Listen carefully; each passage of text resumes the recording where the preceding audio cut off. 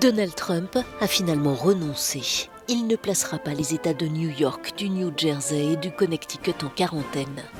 En déplacement en Virginie, d'où partait un navire-hôpital de la marine pour rejoindre New York, le président américain avait pourtant évoqué un bouclage des 3 États américains les plus touchés par le coronavirus.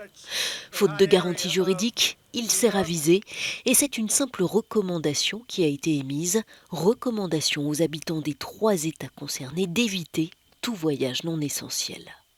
La volte-face s'explique aussi par la réaction très virulente du gouverneur de New York. Pour Andrew Cuomo, couper la capitale financière du reste du pays aurait constitué, je cite, une déclaration de guerre. L'État de New York recense à lui seul 52 000 cas confirmés et plus de 700 morts. De nombreux habitants se sont réfugiés en Floride et c'est le gouverneur de cet État qui réclamait des restrictions de voyage.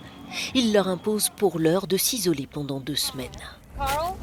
À New York, les soignants travaillent sans relâche pour faire face à l'afflux de malades dans les hôpitaux et dénoncent une pénurie d'équipements de protection.